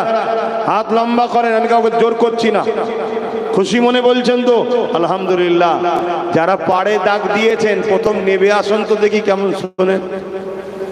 যারা পাড়ে দাঁড়িয়ে হাত তুলেছিলেন যে হ্যাঁ যাবো কলকাতায়, এই হাতটা কতটা সত্য হবে একটু তার প্রমাণটা প্রথম নিচেই নেবে আসেন। এই যে যেগুলো দাঁড়িয়ে আছে এই মাঠ থেকে উপরে যেগুলো রয়েছে ওই পাটটার কথা বলছি, নেবে আসেন দেখি, নেবে আসেন, তবে তো বিশ্বাস হবে যে হ্যাঁ সত্যি হাতটা সত্য।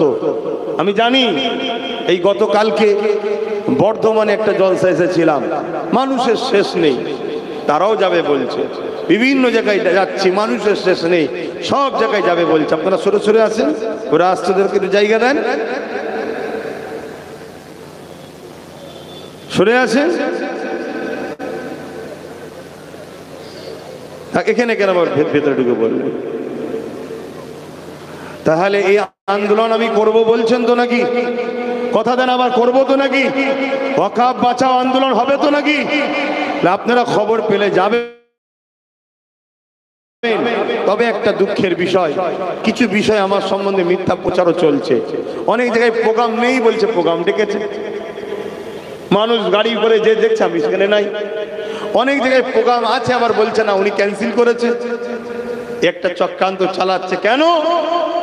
আমার কথা মুখ দিয়ে শুধু হয় না, এখান থেকে হয়।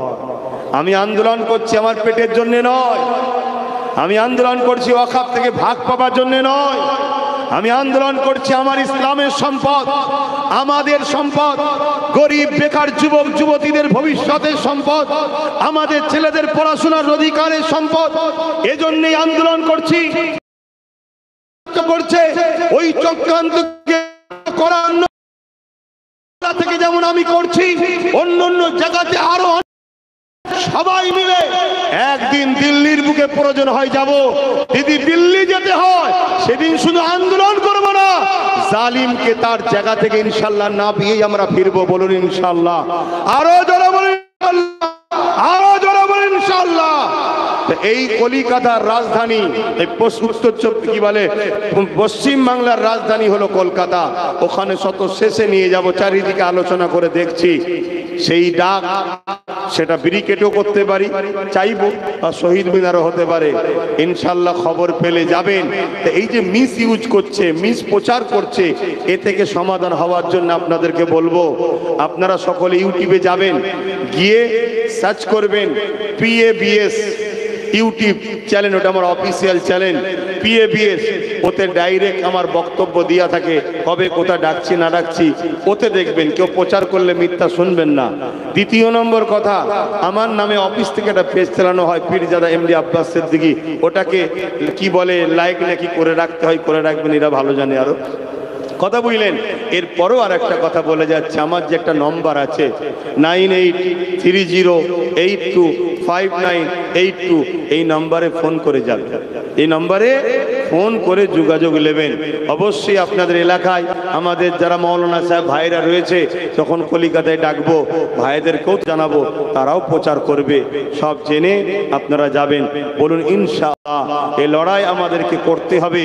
আমরা অনেক ভুল করেছি, নিজেদেরকে তাজা খুন দিয়ে হলো আল্লাহর মসজিদ মাদ্রাসা দ্বীনের ইজ্জত সম্মান আমরা রক্ষা করব। রাজি আছেন না নাই? হাত তুলে বলুন রাজি আছেন না নাই? অনেক অন্যায় হয়েছে আমাদের, হতে পারে এই সংগ্রামের বিনিময়ে, এই বুকের তাজা খুন দেওয়ার বিনিময়ে কমসে কম আল্লাহ যেন আখিরাতটা আমাদের নাজাত দেন। বলুন ইনশাআল্লাহ। আসেন একটু দোয়া করব, গায়ে গায়ে বসবেন, সকলে বসেন, দোয়াতে সকলে শরীক হন। বিসমিল্লাহ শরীফের সঙ্গে 11 বার দরুদ শরীফ, 3 বার শরীফ ফাতিহা শরীফ, 10 বার শরীফ তিলাওয়াত করেন, দোয়া চাওয়া হবে। আল্লাহ